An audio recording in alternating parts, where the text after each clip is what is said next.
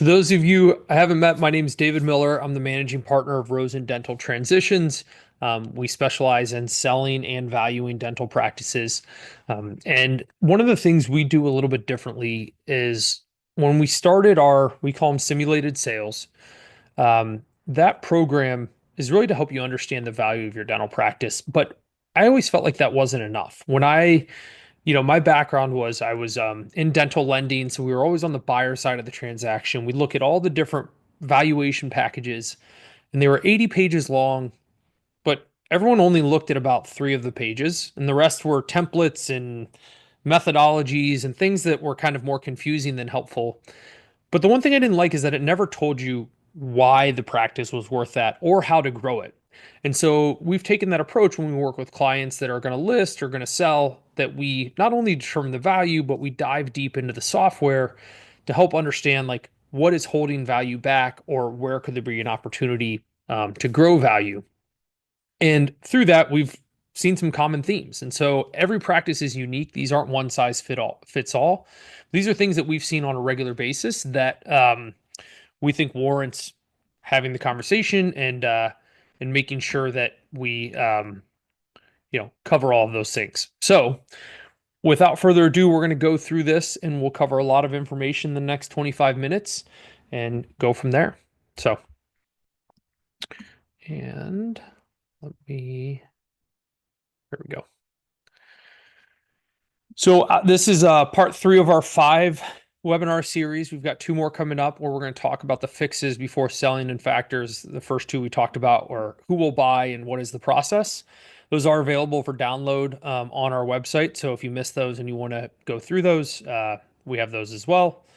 And we always start this with saying, listen, every year you plan for a vacation, and depending on your individual preferences, that may take a lot of time or a little time, but at least spend the same amount of time every year thinking about your practice transition. It's such an important, valuable asset that it's worth a couple hours or a half day of planning and reflecting every year so you can stay kind of on track.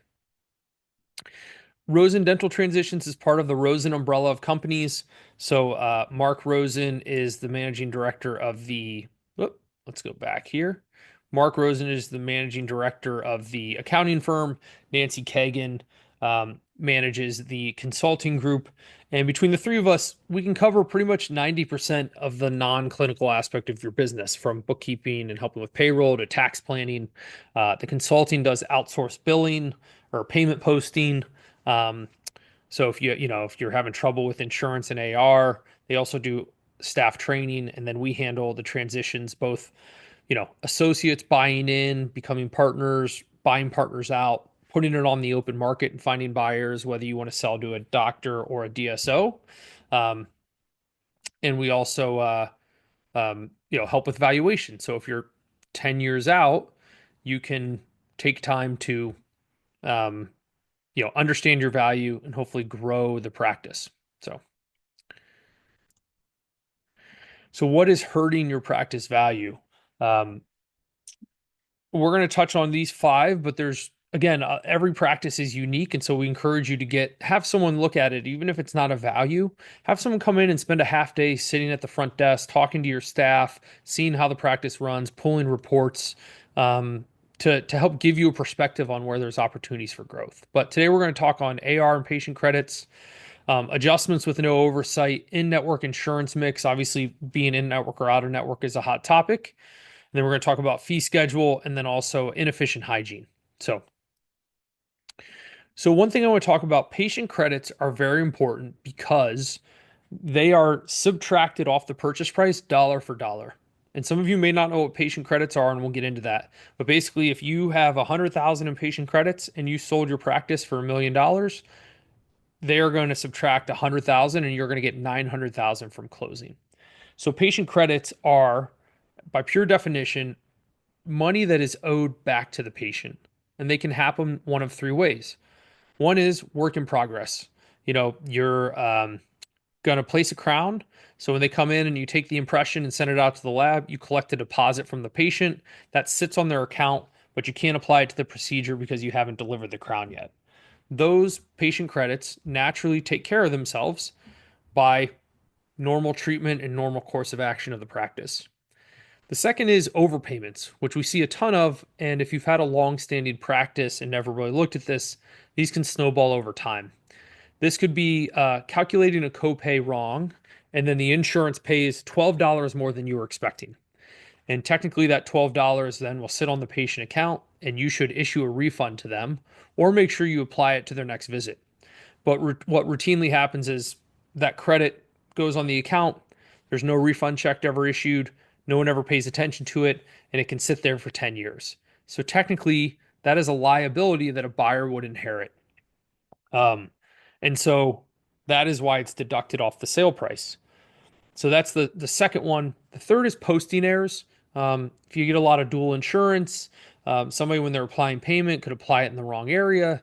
And those are the ones that we really want to make sure we understand and fix, because it's one thing if you owe patients $20,000 and those are real patient credits and you owe them $20,000, then you don't feel as bad about reducing 20,000 off the price.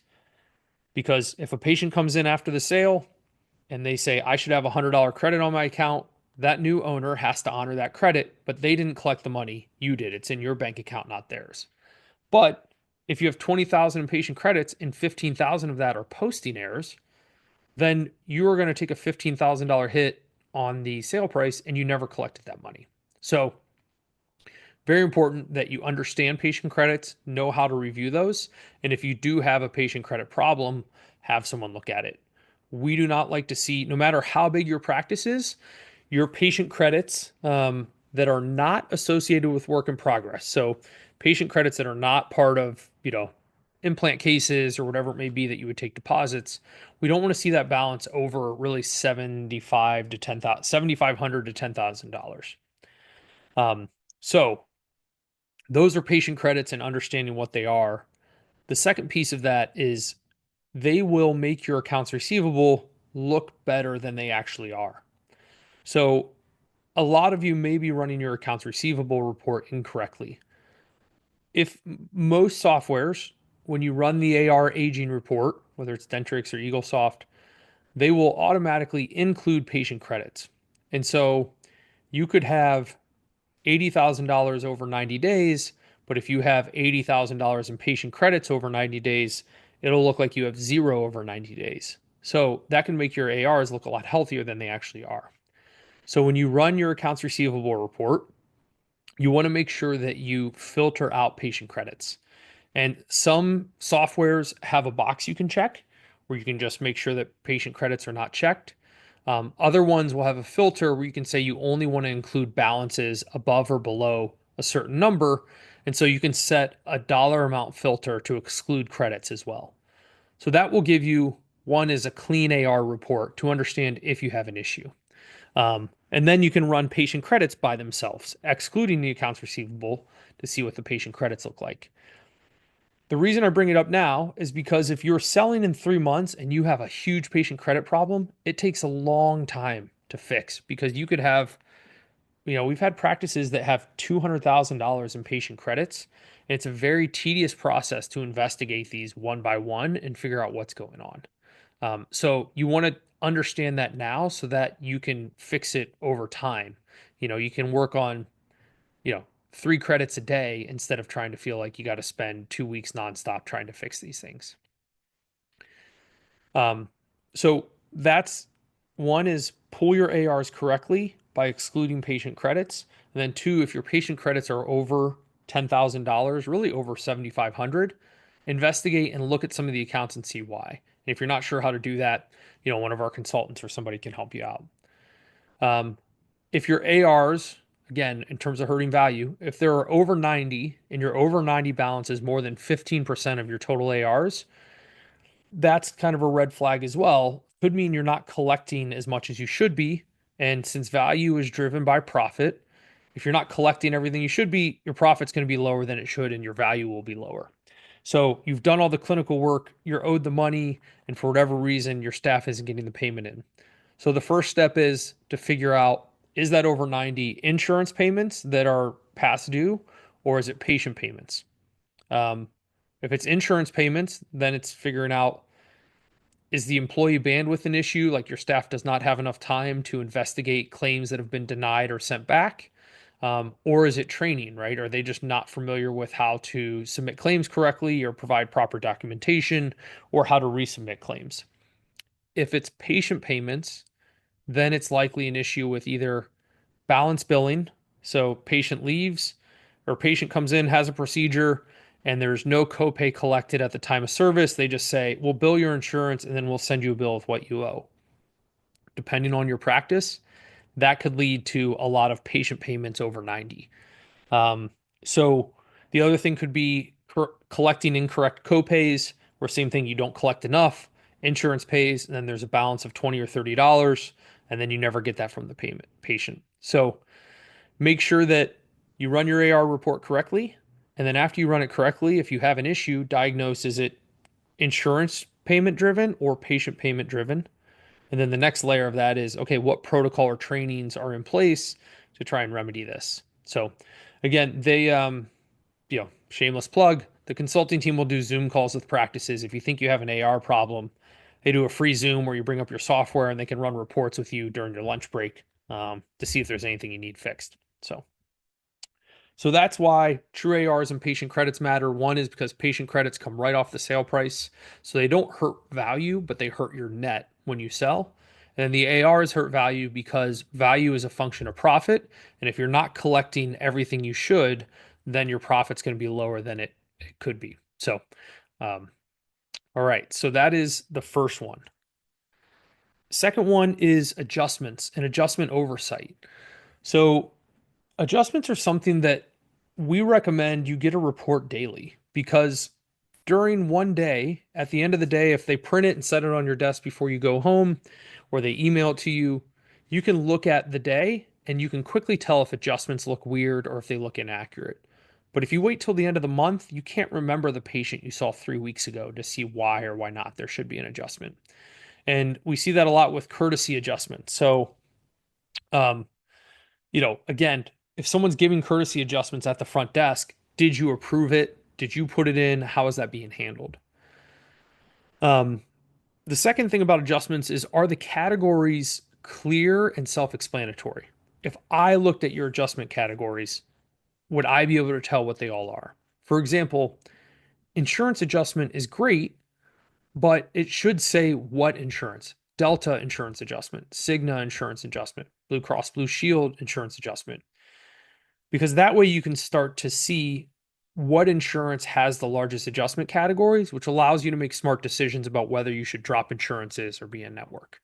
Um, the second is, redundancies. Like, this practice in particular has courtesy adjustment, doctor and family adjustment, staff adjustment, professional discount, miscellaneous adjustment, staff family adjustment, 5% prepayment savings, 3% prepayment savings. Like, you know, there should be one staff and family adjustment, one courtesy adjustment, miscellaneous adjustment shouldn't really ever exist. Um, because again, for you to know to make sure that adjustments are being used appropriately. And the reason being and why you get that daily reporting is what we find is that it is much easier for a front desk person or billing coordinator or whoever, whatever the role is in your practice, it is much easier for them to adjust off a balance owed than it is to call a client and tell them they owe money.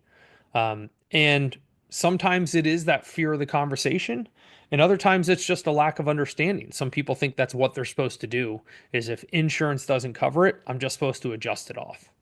Well, no, if insurance doesn't cover it, and the patient owes that money, then we call and collect payment from the patient, or we send a bill out, or we charge their card on file, whatever the protocol is within your office. So if you've never looked at your adjustment report, a lot of softwares will have either within their day sheet report or they'll actually have an adjustment categories report or adjustment summary where it should show all of your adjustments for a year. And then, like I said, I recommend getting in the habit of looking at this, weekly or better yet, daily, because I think daily it takes 60 seconds to look at and will be very clear and easy to go through. So So that is the adjustments. And again, sometimes we'll see things here and you'll look in the category like, oh my gosh, I didn't know I did $80,000 in courtesy adjustments. And you find out that someone else is giving courtesy adjustments, not just you. So it's important to understand these categories, review these categories, and make sure that they're being used appropriately. And the instructions for the staff about what categories should be used when are crystal clear. All right. Insurance mix. This is by far the hottest topic that you hear in terms of um, should I go out of network or should I drop insurances? I personally believe there are very few practices that should be 100% fee for service. And whether you drop insurances or add insurances really depend on where you are in the life cycle of your business. I strongly believe, based on the practices that I see, if you are a single doctor practice that collects less than $1.5 million, you should not be in network with more than two insurances. Um, Now, there's more to the conversation. You need to look at how many patients you have, what your schedule is, new patient flow, etc. But the target that we have seen for profitable practices is that roughly 30 to 35% of their patient base is out of network or fee for service. So one thing that we look at, depending on your software, is we look at adjustments by insurance company, and we can see, okay, some of these adjustments are out of control. And so it's about, should we drop it? And the second piece is how big of a population within your patient base uses that insurance. So this is a great way to see that some insurances you might would consider dropping or going out of network compared to the others.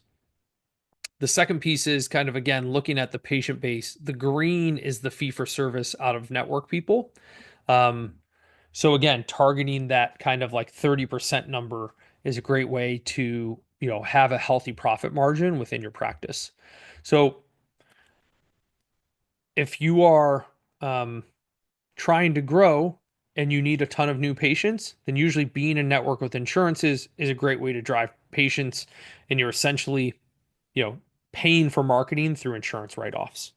If you are happy with growth or at capacity and you can't get people in your schedule and you can't accept new patients, then potentially maybe you should look at dropping some insurances, because that will maybe right size your patient base to the capacity of your office, and the patients that are coming through, you're going to be generating more dollar per patient.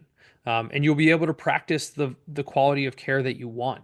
The most common thing that too much insurance is, or big deductions is appointments start to go shorter and you try and get more patients in to make the economics work. So maybe potentially going out of network allows you to have the length of employment you want, or length of appointment that you want, and spend the appropriate amount of time with the patients that are coming in.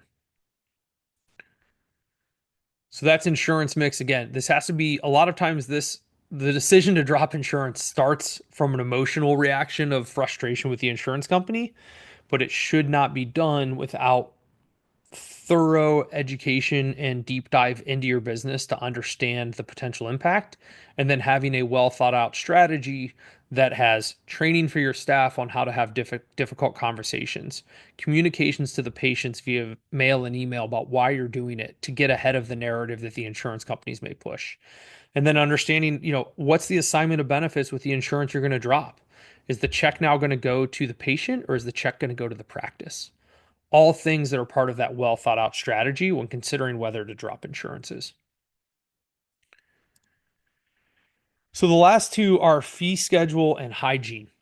Um, the comment we receive a lot is that the fee schedule doesn't matter because you're taking all the write-offs on insurance anyways. And I think especially with COVID, people got behind on adjusting their fees because they were so busy getting caught up with the other things going on in the practice and the other challenges. So, like if you look at this particular practice, this was a higher volume practice, but you can see that, 26% of their patients here are fee for service right above the green box.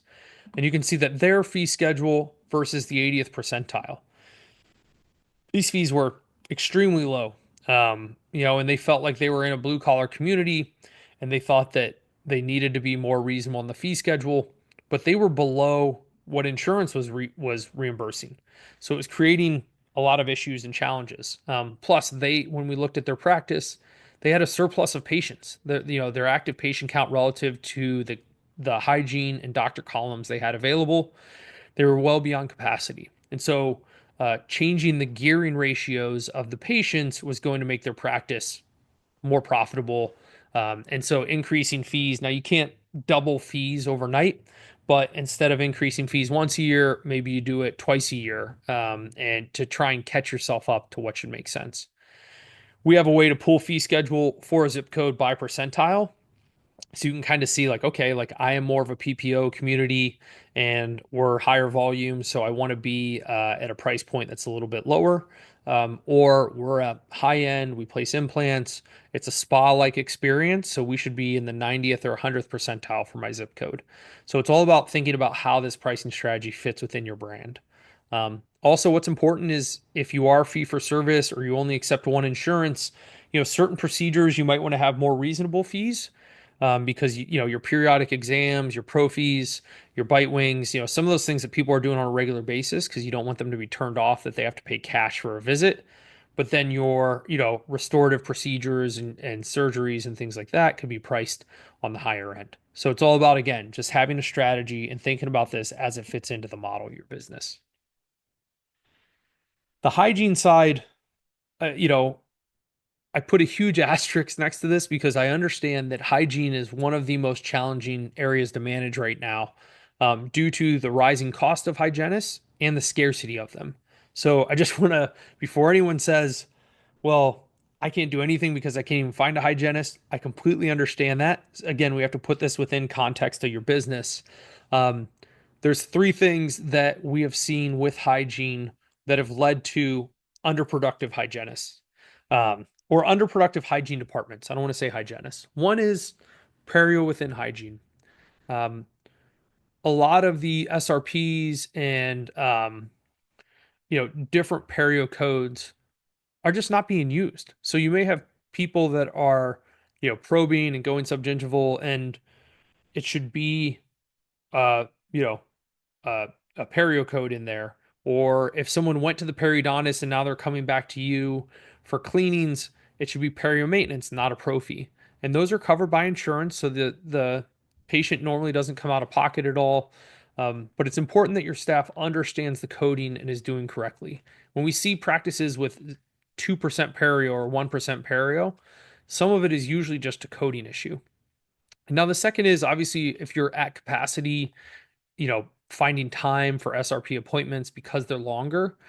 Completely understand that. So trying to find creative ways to make time for those patients so you don't have to refer them all out. So perio is one area that we see, any your hygiene production, ideally 20% or more of that should come from perio codes. Um, Now, if you've made a decision as a practice not to do perio because of capacity, that's a different issue. But if the understanding from your hygienist is that they should be doing SRPs and scheduling those in perio maintenance, um, then those are things that you want to take a look at. And again, you can pull production by procedure by provider and look at just your hygienist and see what's coming from it. And then if it's not where you want it to be, then you look at each individual hygienist and you can see like, all right, is one person doing it or none of them doing perio, like what the scenario is. The second is patients per day. I know COVID was a long time ago, but some people never really fully got back into the swing of things with regular scheduling. And so it's always making sure like your appointment length and everything matches the volume of the practice and what you need to do. The second is obviously, having a policy around short cancels and confirmations. That's one of the biggest culprits. We know there's no silver bullet for that, but what is your confirmation process?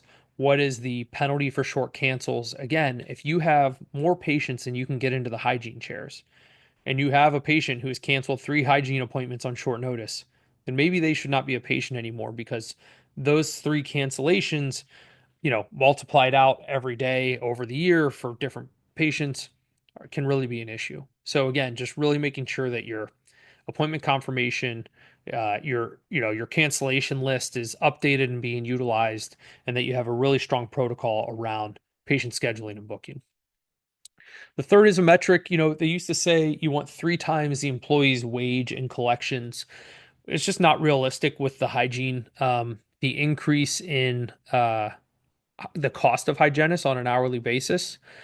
So we say ideally, if you can have roughly 2.5 times the hygienist's salary in terms of the collections they generate, that is a great ratio and sign of a healthy hygienist. So if you have a hygienist that's making 70,000 a year, she should be generating he or she should be generating around 175,000 in collections. So not production, but collections. Um, so again, something to look at and metrics to keep an eye on, because if you're paying them 70,000 and they're only collecting 100,000, you're really losing money with that employee. And so you need to understand what's causing it. Is it patients per day? Is it the perio? What is the issue there in terms of collections? So I know we went through a lot of information, but that's 30 minutes here. I am obviously here always to answer questions for another 5 or 10 minutes. We'll have this available for download on our website. Just takes us a couple days to get up there and get that set up. But yeah, if you have any questions, please let me know. And thank you for joining us on your lunch break.